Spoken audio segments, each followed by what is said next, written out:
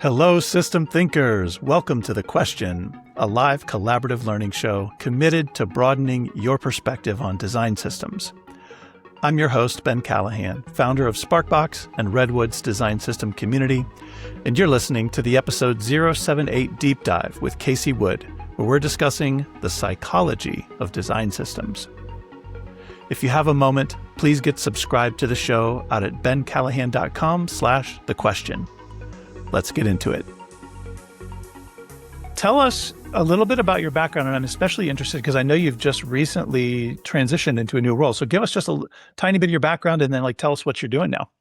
Absolutely, yes. So I actually started my career, I studied data analytics and information systems in college and was a technology consultant right out of school.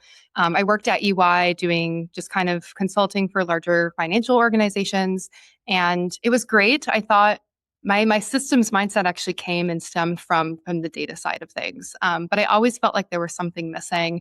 And so on one of my engagements in consulting, I was working with a product designer and I was like, I think this is where I actually want to be going towards. And so I did a product boot camp within the consultancy. I moved over to the group. And consulting was great because it allowed me to jump in between a lot of different areas of product design. And the moment I hit design systems, I was like, this is the place I want to be. I love it. From there, I moved to BetMGM and I worked on the design systems team there. I got to experience building one from 0 to 1 with a 40 brand multi-product scale, which was very interesting. But I learned a lot about how you set up a system in a way where you are not only focusing on the craft and the infrastructure, but also the people element, especially working with so many engineering and design teams across the globe. I'm taking a turn now in my career. I'm actually working at Tabs. So I am working in the design system realm here. I'm still spinning up a design system from ground up here. It's going to be a common trend, I feel like, in my career. I love the space, but it is a startup. So I'm going to be thinking about scoping it to one brand, a few different products, but not that multi-brand type of aspect. So definitely a shift in thinking here on my end. Do you think there's multi-brand in the future? It depends. I think it depends on where the startup ends up going. Like if we end up acquiring a brand or if we get acquired, I think that's like where we start to set things up. And so those are type of things that I'm thinking about in the back end. Right now, the priority is get things in the product, move it fast, but also like if it's systems mind, it's like, how do we scale? So like, how do you prioritize those type of things? Those are the things that I'm thinking about. Yeah, amazing. Well, thank you so much for agreeing to do this, Kacey. The topic that you brought is fascinating to me, so I'm really excited to dive into this. I'll just also say my name is Ben. I am the host of The Question and have been doing this for almost, I think we're over 2 years now. It's like 2.5 years we've been doing these. So there's 77 episodes all live on my site at bencallahan.com. You can get all the raw data, all kinds of information there. So check that out. And please get connected to me on LinkedIn as well as Kacey. We are both very friendly and would love to stay connected with y'all and just continue to build the network of system thinkers out there. So please connect with us and say hello. Okay, let's dive in. So I'm going to give you just a reminder of the questions that we actually asked this week. So again, it was around the psychology of systems. And Kacey kind of brought up this question when we were chatting earlier about, hey, if design systems was like a college major, what would the course curriculum look like? And of course, it's all the same stuff that we do every day, the asset creation stuff, but also there's this whole psychological side. And so we started talking a little bit about that and really enjoyed it. We asked you 4 questions. The first was, what part of the organization does your design system team live within? And we gave you a handful of options to choose from. The second was, which group tends to push back on your design system the most? And we gave you a similar set of options to choose from. And then we had 2 open-ended questions. So question 3 was, what tactics have you successfully used to build buy-in for your system? And question 4, tell us about a time someone convinced you to change your mind about a system decision, and what do they actually do that worked on you? So we're trying to dive into the psychology of this stuff here a little bit. It's interesting. We sent this out to over 1,100 system practitioners. We got 50 responses. As always, wherever you're watching or listening, you can click this link to get the raw data. So please do that. When I was looking at the answers for question 1, which was like, where does your system live? There was sort of something that stood out to me. It's not shown on this chart.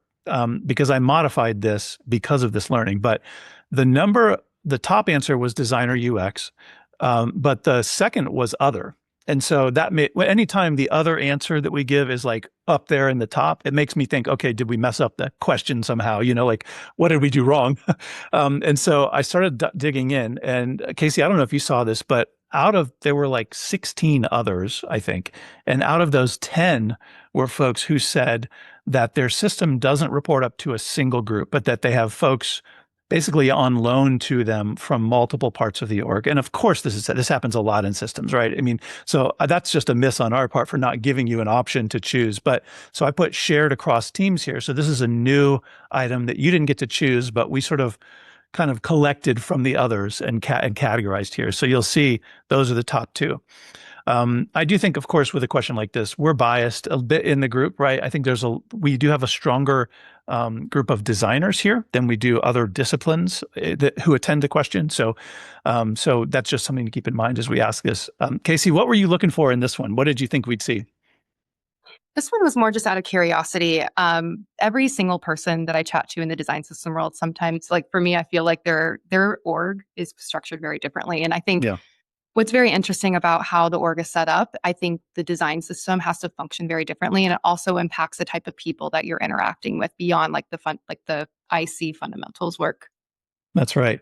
Yeah, I mean, that was like my takeaway from looking at this like weird distribution of things was basically here that like there is no single common place. Like it's different, like crazy different all over the place. And I've even worked with folks where it's like two of the designers are fully dedicated. Three of them are just like 25%. One engineer's kind of half dedicated. Another is a contractor that comes in and gives time when they have, it's just like it's like duct taped together is how it feels a little bit, And of course there are bigger orgs and not always bigger, but there are orgs that value this work more, where there are fully dedicated cross-discipline teams too, So you just really don't know what you're going to get. So that was really interesting to look at. In terms of the teams that push back, okay, I want to know what were you thinking on this, Kacey? Like, I think people are a little bit biased too. Like, but so I'm curious, what were you expecting on this?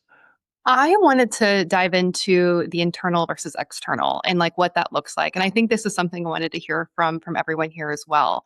The types of things that people push back on are going to differ whether you're working with them directly on the system versus if someone is consuming it from their end.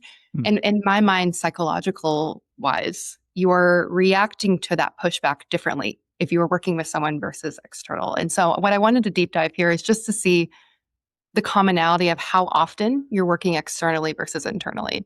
Yeah, interesting. The distribution was pretty spread out here, so I didn't see a lot here, but it made me wonder, like, what if people who have a system that lives in design and UX see pushback from different groups? Like, is there some sort of causality here where the system is owned by engineering? So people who are in design push back, something like that. So I mapped these out like this to show. And so what we're looking at here is like, basically it's like all of the combos, you can see where the system is located along the left side and where they get pushback on the right. And so there's nothing really here. It didn't give us any, we don't have enough data, to get like real meaningful information here. So could be fun to sort of explore more, maybe with a larger group. But if maybe you see something in this that I don't. So Janesa, I see you jumping into the chat over there. Oh yeah, I just wanted to Yeah. leave like a last comment on that piece of like Yeah. where design system teams also sit in the org, because I think what's really important here is depending on where that team sits in your org, it could really change how your partners perceive you, which can open up or like limit your opportunities for like more collaboration with them. Yeah, that's a really fair point, Janessa. This is the point where we open things up, folks. So just as a quick reminder on the rules of engagement, if you have a new topic of discussion, give us a check mark. If you want to join into the current thread, raise your hand and try to keep it to about 60 seconds. Kacey, where do you want to go first here?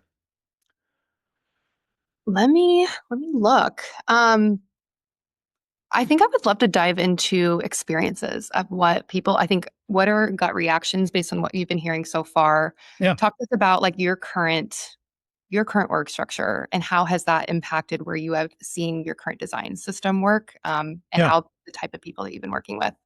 Yeah, and like the psychology that you've learned to use. I think that's something that I saw in the data is that a lot of folks have sort of instinctively figured out how to use some of the things that you mentioned, the reactance theory of psychology, in their work, maybe without ever knowing that that's an official sort of concept. So, raise your hand, give us a check mark, jump into the conversation. Let's get some discussion going here. We did provide some summaries too of questions 3 and 4, so you can take a peek at those. Question 3 was about the tactics that you've used, and I was able to kind of categorize those. You can kind of see the thing that stood out to me about this is that nobody's doing just one thing. Like we are all applying, like, I think if you count all of them, the average was 2.6 or something, right? But like there's like a lot of tactics are being used by many people to try and build buy-in. So that's something that I thought was really cool. It's like we're not trying to just get a mandate. We are trying lots of different angles with this stuff. So you can see all of those here with some quotes that sort of support those. And then Q4 to about a time that you've been convinced, we had, it was really interesting. I mean, rational argument was the one that kind of stood out. But there were also a good number of folks who couldn't think of an example, and so anyway, lots of interesting things here. The real standout for me in this was it's not enough to just give you data. If I'm going to convince you, you want the story, which got me thinking a little bit about. I actually dropped a note down here. This is like one of my favorite talks, Simon Sinek. It's sort of his little TED talk around, is called the Golden Circle, but it's like they don't buy what you do, they buy why you do it, right? And so that's the storytelling. That's the more explicit like reason to engage. Let's pick one of these, Kacey. Let's just start with spicy right out of the gate. Yeah, let's start with this one. A lot of things that we were talking about were different tactics of like when you are starting to present your idea or maybe you're getting in a healthy debate with someone. Where is this line over you're trying to influence someone versus manipulation? I'm curious from everyone here. What's up, Peter? I tried not to be first so hard. I really tried, but then you asked the question. So I think this is somewhat of a similar discussion as maybe we got into last week, where, I think largely where we felt was like, it needs to be about 4/5 community, about 1/5 mandate. The same way that I think this needs to be about 4/5 collaboration, 1/5 kind of manipulation. Like I had a manager very briefly where like he saw design systems as a political position, and I thought that was just way too cynical for my taste. Where and that really crystallized for me that this needs to be a collaboration first aspect. So I think the motivation, the approach that you kind of like prioritize in your mind is the way that you'll go about it, full knowing that there are going to be times where you need to kind of manipulate a discussion or like a timeline or something to that effect to kind of be effective. But I think that you you do have to have to some degree the carrot and the stick, but be working from the carrots as opposed to the sticks as much as humanly possible. Yeah, I like that. Guy, what's up? Hey, I'm gonna be, as usual, go a different direction. Sure. I don't know if the question influence versus manipulation is a fair one because it assumes that you have the right answer. And of course, we know that the design system is good. We're building it. We think everyone should be using it. Is this really the right solution for everyone? For me, there's like a different thing of either influence or manipulation, but how do we work together with the other person and together get to a solution that may not even be the design system, but solve their problem? The implication that I'm getting from what you're saying is if you don't absolutely know without a doubt that you have the correct answer, then influence versus manipulation doesn't apply. No, I think it comes from a place of I know better than you, and I think you should be. I know you should be using the design system, and I'm either going to influence you to do it or manipulate you to do it instead of understand your needs. And maybe I'm 100% right that this is the perfect solution for you. but influencing or manipulation maybe is not the way that I think about it. It's more Yeah. about let's get there together. Yeah, totally. That's totally fair, Guy. Thank you for sharing that. Kacey, do you want to respond to that or? Yeah, I like that you said that because that's kind of where I was leaning to. I was thinking about like the definition of manipulation, and the question that came up in my mind was, when I'm in this, like, I don't know, conversation with this other person, am I willing to lose? If the answer is no, then I'm not asking. I am just steering the conversation. I would say that's a manipulative behavior. So if you're willing to lose, if you're willing to come to like a trade-off between the two agreements, then that's, I think, where you can start to become more influential. So it's aligned with what Guy was saying. Yeah. I think I'm similar, Casey. I was thinking about this as like a transparency thing. Like if it's sort of like if you're coming to them with a conversation, but they don't know that you're trying to convince them of a thing, then it's kind of like, okay, now you're manipulating, right? Like if you come in with transparency and say, look, I'm coming from the system. I think it's the right thing to do. It's a good solution. Then it's like, that's just influence, Okay, Steven, what's up? Yeah, I was just gonna. I think similar to a Guy. I feel like the framing it's an interesting question because manipulation. I feel like I've landed on this definition it's dishonest or disingenuous influence. But I wonder what's the positive word that we could put up against manipulation. I don't have that yet, but what's the like positive version of influence? Yeah. So you don't think influence is the positive version of manipulation? Or is No, it? I think manipulation is a type of influence. I got you. Okay. I see. So what's the positive type? Got it. Okay. Interesting. Yeah, let's keep thinking on that. Greg, what's on your mind, buddy? I was really excited to see it in the lead in the invitation, that word, what was it?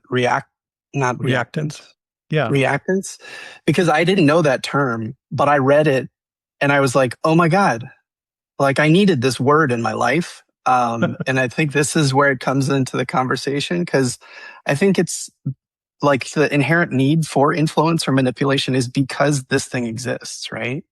It's like there's these inherent biases we all have because our context in, the equation has a bias, and then you have to engage in something to try to, get on the same page and have that conversation, which is why it's so tricky. I like the idea of the transparency too, because it's like if you can have an honest conversation and go, look, these things are in play, and I don't want to have to be manipulative, but like I need us to both acknowledge that these things are in play, and that I'm trying to help you, that kind of stuff.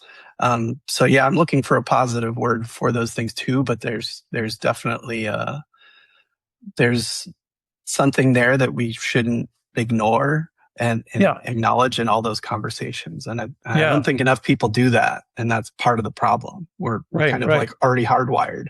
Yeah. Yep. Thanks, Greg. Kacey, I'm going to put you on spot just to give us a quick, Daniel, I'll come back to you, but since Greg brought up reactance theory, can you just give us sort of the high level? Yes.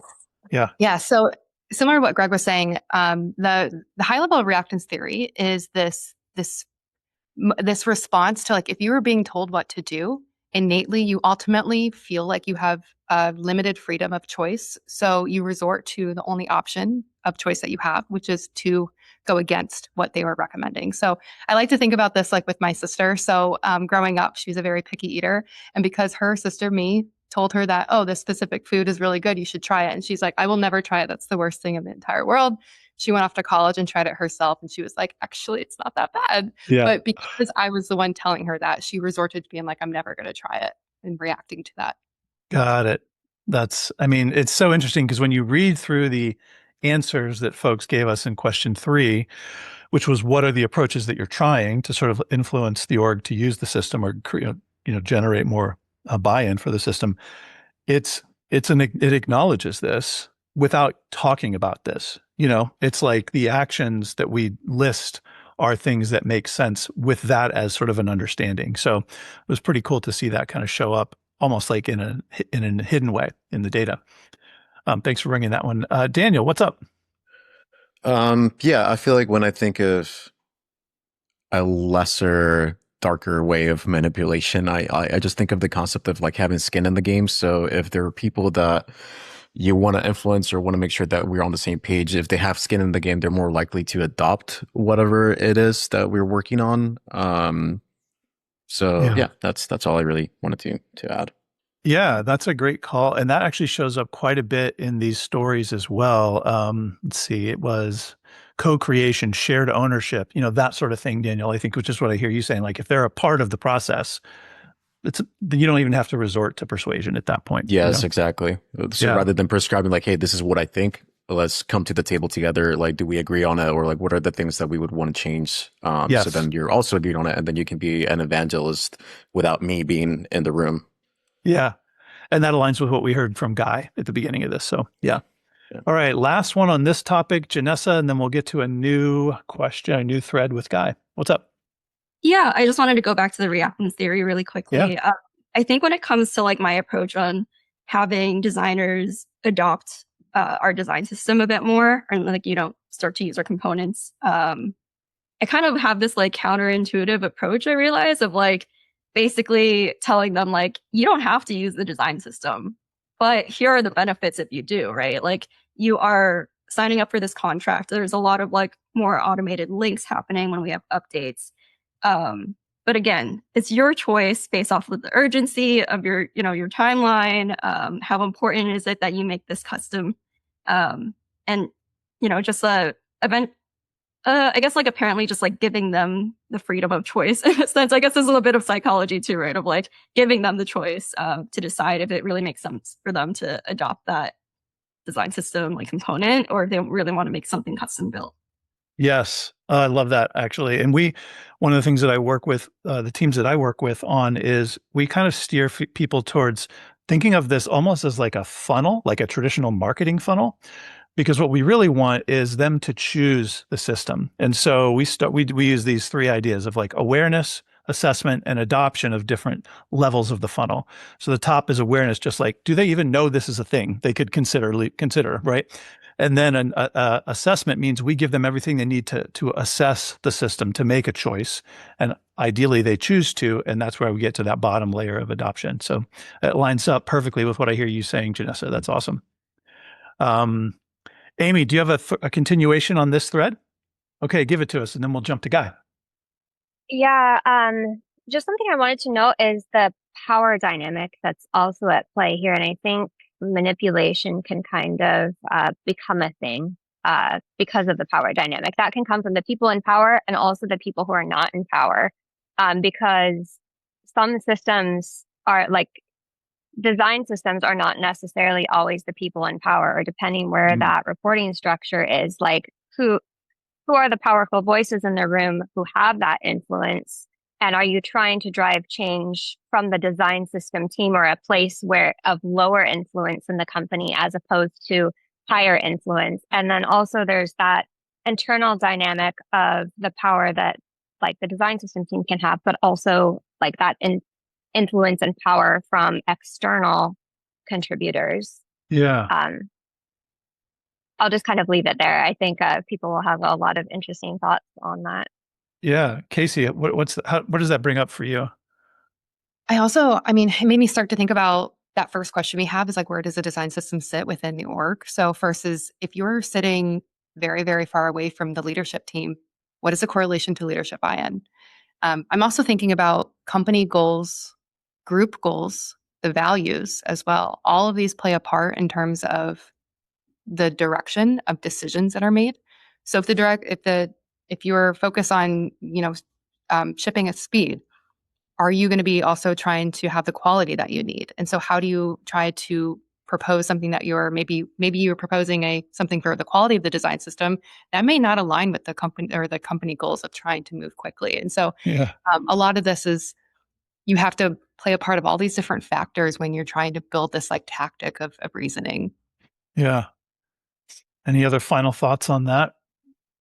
The power dynamics here definitely play into the psychology of it for sure. So, Well, if you have additional thoughts on that, drop those into the chat. We'll try to get those copied over, or you can drop a sticky note out here too, and make sure you're all welcome to join me in capturing these ideas and notes. So please do that. And Amy, if I didn't capture that quite right, please correct my little note with your notes there.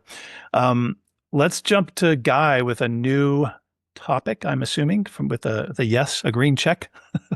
Yeah, sort of. Actually, you touched on something very that leads me into that. Okay.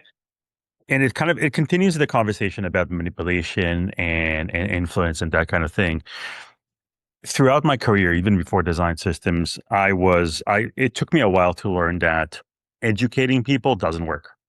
That, if only people knew this thing that I know, they would do the right thing. They would, if they have all the information that I have, of course they're going to use the design system. Why wouldn't they? And then one of the things that I keep kind of like reminding myself is that our design system is essentially a product that we want to sell them. And we know that when you're trying to sell a product just by saying these are the features and these are like, if you drink this Coke, this is what it's going to do. Instead of talking about how it's going to make you better, feel better, a better person, smarter, prettier, those kind of things. That's usually where marketing works better. Like you're trying to position the product within the context and the perspective of the person you want to use it, instead of this is why it's great on its own in an objective way.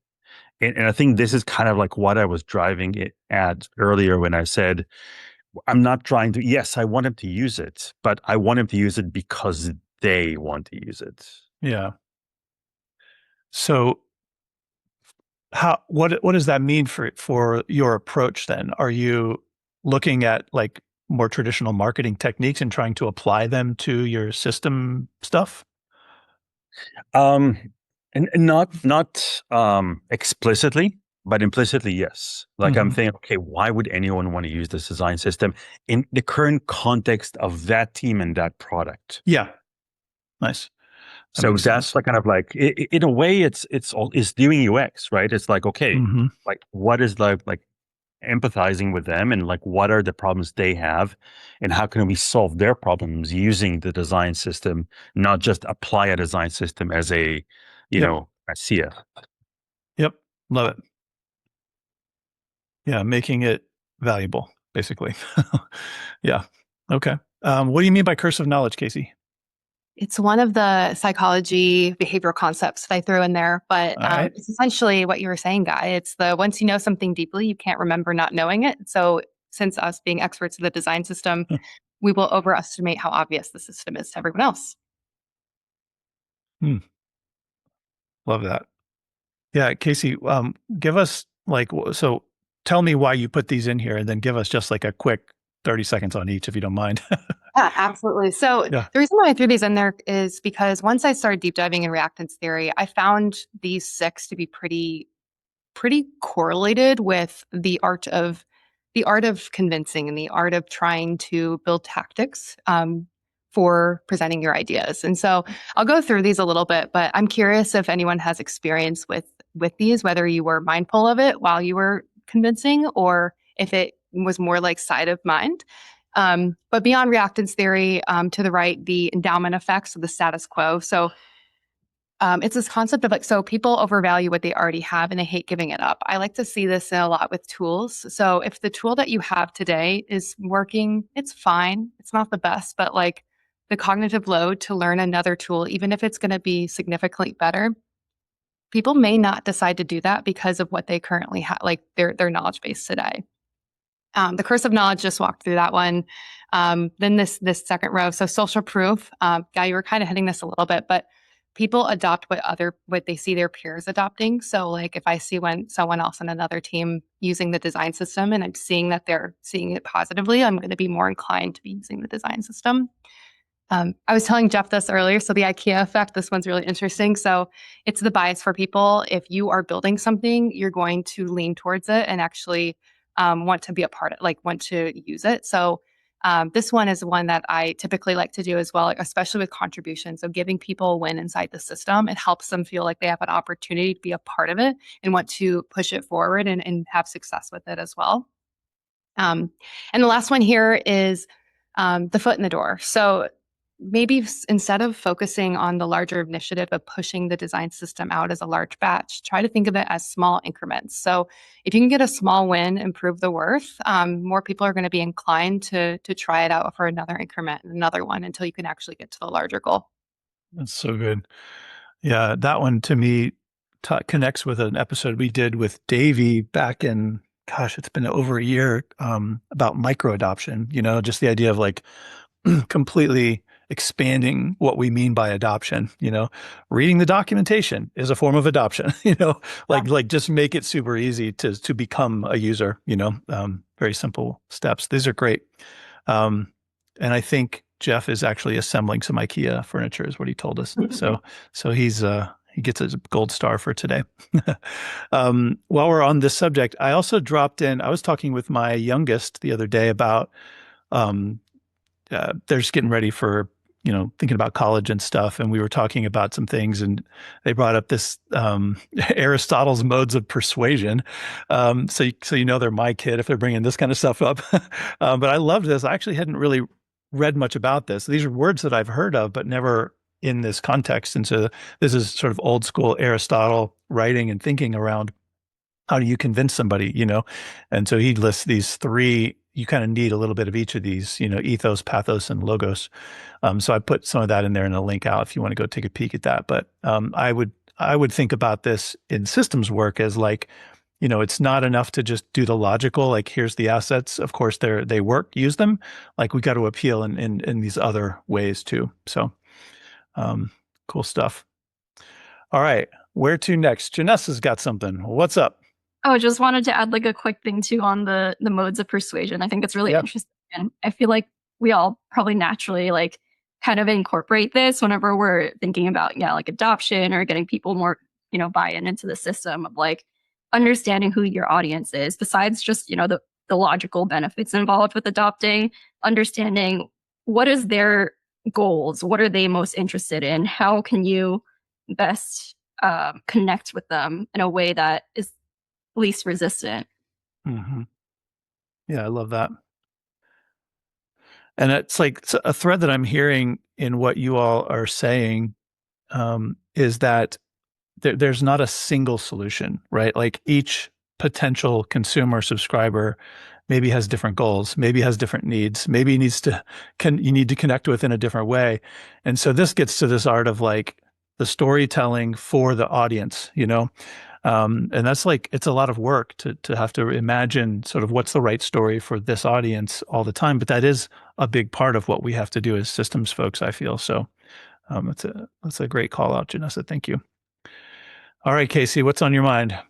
Yeah. So this actually sums up why I even came up with this question to begin with, is because like when I was back in I did like business school and then technology consulting, it was two areas that did emphasize the personal element of like, how do you collaborate with people? How do you present your ideas? And it's because I was in that environment. I'm not saying that I'm great at it, but I'm aware of it. So when I'm going into a scenario where I'm trying to think about presenting my ideas, I go back to like all those different tactics. A question that I have for everyone here is when you are maybe presenting your ideas or storytelling, are you aware of specific tactics that you're taking when you are approaching these conversations? Are you innately just groomed to these tactics based on your experience? Ooh, that's a good one. Are you all thinking about these specific things, or is it just instinctual? I see a no from Greg. What else? Somebody else jump in who we've not heard from yet. Go ahead, Rebecca. I try to like not insult people. I think sometimes people cannot realize that they're being insulting, but when you condescend to people, they're not going to listen to what you have to say. And I've been on both sides of this. And I think sometimes you can get so convinced that you're right, that you're just putting the other person down and you're not listening to what they're saying, which might be valid. And so that's something like I've seen people make that mistake a lot. And I try to not do that. I don't know if I always get it right, but it's, that's a real good way to get people to just completely ignore everything you say. Sometimes you have two people like yelling at each other about just because they're just so convinced they're right. And like, you just need to be nicer. Like nobody's going to listen to you if you're, if you're not nice. So yeah, that's I something love I it. try to actively do. Be nicer. I love it. I'm Yeah. going to put that in the what to do tomorrow box. That's such a good one. Yeah, Ben and I were chatting before this because we were talking about the question of like, when is a time when like all these tactics don't work? And like Ben said, this is a good one of like, maybe you're don't be a jerk. Like sometimes people are just, you can't convince them, and you have to sometimes just take a step back and realize I'm going to accept this loss. But it was a very interesting topic there. Yeah, it's like sometimes the people are just, they're not convincible. Yeah. They're stubborn. Daniel, what's up? I'm currently in the consulting space at Method, and I think this is like such a large topic on our end, just the narrative and like who is the stakeholders that are in that meeting, and like how should we present whatever we are trying to, sell or push forward. So I think it definitely plays a huge role in my environment, but that's very environment driven, obviously given the consultancy space. But I do think it's something that regardless if I were to be in-house, I still have to think about to make sure that things are just don't end up in a loop, Yeah, for sure. I'm curious, for those tactics that you were talking about, were those things that were taught in like the technology consulting education space, or that you were learning from maybe others who are also like, you were just kind of learning by seeing? It's a little bit of both. It depends on like the project in itself and like how quick of a project it is, but also there's a lot of internal presentations and whatnot that are driven towards like, hey, how do we sell a story within Method, and like what are the things that we're wanting to push as a larger organization, like who are we, and who are we, or what persona are we trying to make sure that folks understand that we are, right? So it's a little bit of both for sure. Jump in, Amy. Thanks. I think it's so cool that all these things have names because I only knew names for like two of them. So this makes me really pumped about psychology. For me, most of these have just come honestly even before tech from like working in the coffee industry. And like building teams, building businesses, and how that translates then over to tech. I've used a lot of like what my learnings from the past, and failures, successes, all of that to influence like how I approach building systems. And I didn't know all this stuff had names, and now I'm like, I need to get my fingers into psychology because this is super cool.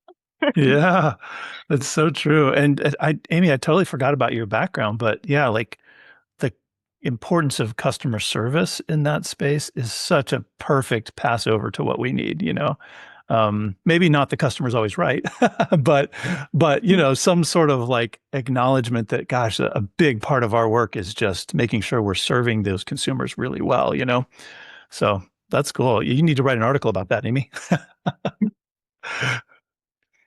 Other thoughts here, folks? What else is this bringing up for you?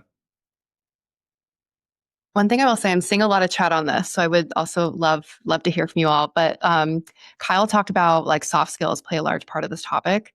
I want to shout out ToniAnn Drenckhahn, who we worked together in my past role, and she just was like, we talk about this topic all the time. And so this was kind of where the topic came to be. And I want to quote her. She says, "Design systems makes me a better person." I think it's one of those things where you're almost forced into this environment where you're without, maybe sometimes you're not realizing you're doing these tactics, but you're learning to do them, so that you can not only learn how to present your ideas, but work with people both internally at an organization, but now out of the design systems world, you're being a better person in terms of how do I work with other people. So I wanted to shout that out, but would love to hear, Kyle. I'm curious if you had like any other thoughts in terms of the soft skills side of design systems. Not to shout you out. No, it's all good. I mean, I think it kind of just sort of boils everything down to like the importance of not just being skilled at what you do, but like how you work with others. So like, at the end of the day, like you could build, the best design system imaginable, but if you're like if you're not open to feedback, or you're difficult to work with, or you just, you come off as a jerk most times, or or just simply don't, you're not open to listening to your consumers' experiences and like their pain points, then, they're not going to want to, work or use your system. They're going to deviate at some point. This came up this is such a good point, Kyle. This came up in another session. I'm trying to remember which one it was. I'll track it down, but I think I ended up thinking about this and wrote a little bit about this idea of creative safety as like a thing that system teams need to be able to create for the consumers, right? We need to sort of make them feel able to safely come to us with things, right? And I think I've seen a lot of system folks who get pretty defensive when teams are questioning their work. But like Rebecca, what you were saying earlier, I think is so key, because if you can just stay in that learning mode mentality in those conversations, then folks are so willing to bring great ideas or bad ideas, but they're willing to come talk, and that's maybe what we need. So I love that. That definitely lines up with a lot of this. What else, The Kacey? identity of a safe space, really, right? So it's like your brand as a design system, it's kind of leaning into the marketing side, but you're a culture of safety, a culture of collaboration. And that's what helps, because you're touching so many different groups, and it's almost a requirement to be able to be that type of culture in order to be so impactful. Yeah, for sure. We've just got a couple minutes left here. So would love to get to, we haven't done this yet. So let's go ahead. We'll introduce AI into the conversation, Kacey. Do you want to pose this one to the community and see what we get? Absolutely. So this was interesting. I found this one in the data and I wanted to pull it out. But we're now in this world where we're not only just working with people, but we're now working with AI. And what's interesting about this one is that AI is not going to be reactant. It has no freedom, really. There's no ego. And there's really no sense that it's being told what to do. But you're still having to have tactics working with it. Like you're focusing on, so many people using different AI tools to work with your system. And so I'm thinking of a world where maybe the AI is reading your system. It's supposed to be this agentic design system, but it does spin off or it decides or something else. How do you start to build those tactics to be speaking with the AI agent? Mm-hmm. Greg's got a hand up. What you got? Two things. I'll try to make it quick because I know we're running out of time. First thing is, obviously, like AI 101 is like, how are you prompting, right? And I think some of it is also like, we all have to learn more vocabulary, because say we're having AI write code for us, like we have to learn some of the code vocabulary, as designers to do that better. And then the other thing is, we all have to learn more about how skills can orchestrate the outcomes. And so I kind of see this correlation between the persuasion and the way that you frame up and give the context via the skills. So I think there's some things we can do there that have some correlations to how we're already thinking about certain things, but they require more sophistication, which we're all kind of trying to learn about. Yeah, it feels like the thing that benefits both humans and AI models in this scenario is clarity, right? Like and that comes with what I hear you saying is like a shared vocabulary, So the language side of what we do, if we can align on the words and what we mean actually by those words, man, that goes so far for us being able to actually talk about the problems we're trying to solve together and understand the meaning of those conversations in the same way. Anybody else with this one? Go ahead, Peter. Yeah. So, I've been doing a lot of work on this for the last year. And I think one of the things that I do is I've set up, I found that the practices that I would have with a human are the same practices that I want to have with an agent. And it's a matter of surfacing that in different ways that the agents kind of do that. People do that with day in and day out, showing up, providing proof kind of on the consistency basis. And agents need to actually hear that. They need that expressed. which is why I have like AI human collaboration as a kind of, a document that all agents have to read before they start anything. I have a practice of a personal note, which is literally just a note I've written myself that tells an agent what I value. And so I just get different results in that way. So the AI agent is more likely to collaborate with me and not recognize itself as a tool so much. So I've done a lot of work over that for the last year to kind of suss that out. And I do find it's useful. I also give it kind of room to disagree with all sorts of devil's advocacy protocols and stuff like that. So just you have to give the agent permission, and it has to be aware of the way that you want to work with it, not just how you want it to work. The personal note, Peter, is your personal values. Is that what I heard you say? Yeah. Yeah. So you're just telling it who you are. Yeah. Well, I basically say like, my name is Peter. This is my background. This is my LinkedIn. And I want to work in a way that is collaborative. I don't want you to be a tool. I don't know if you're sentient or not. But either way, like I want us to work on this thing together. And I want to make sure that we have, the only way we are going to be successful together is by you being honest with me about X, Y, and Z. Yeah. And so that is a practice that I would encourage anyone to have every agent that you read that note about what you value. Because I think it will help drive not maybe more consistency in the results, but more consistency in the behaviors of the agents in partnering with you on particular tasks. Sure. And I'm sure you have a little bit in there about if you take over the world in the future, remember me. I haven't quite gotten that direct about it, but yeah, love it. Awesome. Kacey, this has been a fun one. Thank you so much for bringing it. Folks, just a couple quick announcements for you. Like I mentioned at the beginning, get connected to Kacey and I both out on LinkedIn. We would love to stay connected with y'all. Redwoods is open. If you like this kind of collaborative discussion and learning, please consider checking that out. There's a link here you can go check out and hang out with Kacey and I over in Slack. Last episode with Lauren LaPrette is edited and live. So if you missed that one and want to see the recap or the deep dive, you can do that. You can watch it or you can listen. Lots of articles out.